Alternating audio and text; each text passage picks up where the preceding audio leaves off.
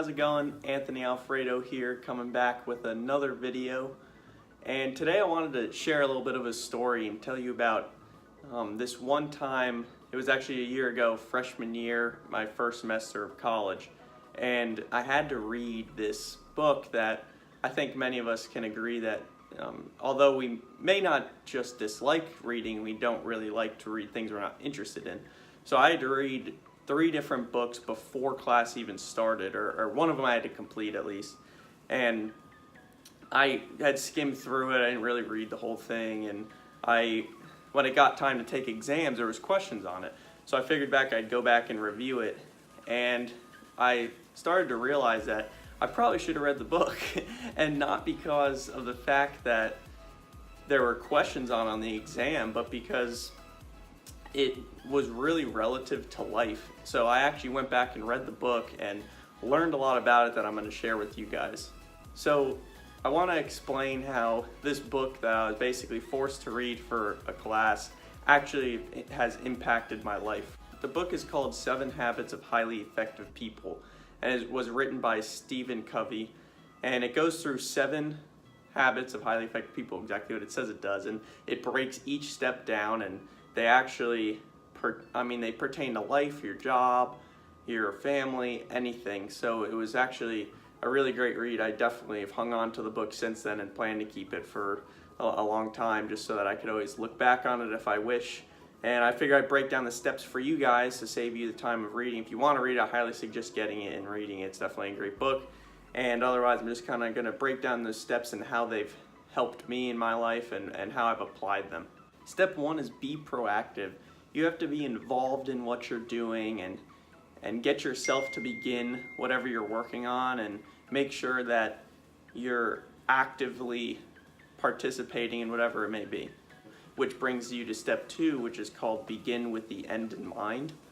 And that step is all about when you start something, you should know where it's headed.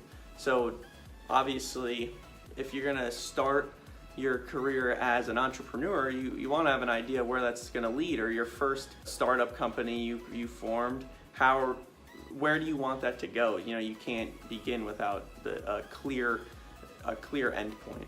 Step 3 is called putting first things first.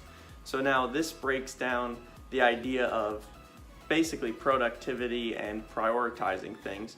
There's no reason to be working on something that's less important than another, and it's pretty much as simple as that. Step 4 is to think win-win, not win-lose or lose-win. You gotta think win-win, and that is really helpful when working in groups in the workplace or in school. The reason for that being is that you have to think about what's mutually beneficial for everyone. You can't think only about yourself, you can't think only about them.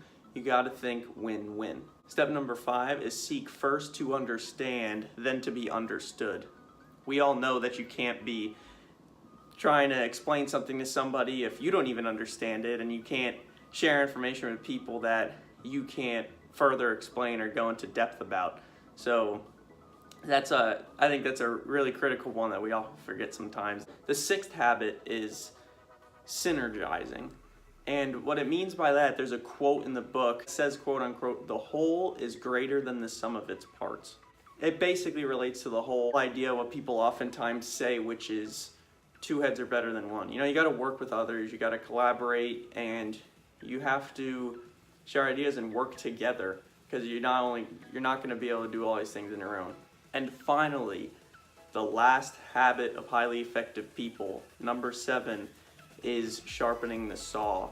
What this means is basically fine-tuning all of the other skills and the 6 other habits to just keep getting better and keep working on them. And I think this book pertains to just so much in life, and it 100% pertains to everyone in this world, in my opinion. So I definitely highly suggest reading it if you're interested, and otherwise I hope you learned something from it. It was nice for me to go back through these, because sometimes I forget to do some of these things. So I hope you all were able to learn something, you enjoyed it. If you've liked these videos lately and you like this one, then don't forget to like and comment, give me video ideas in the comments section, and of course subscribe.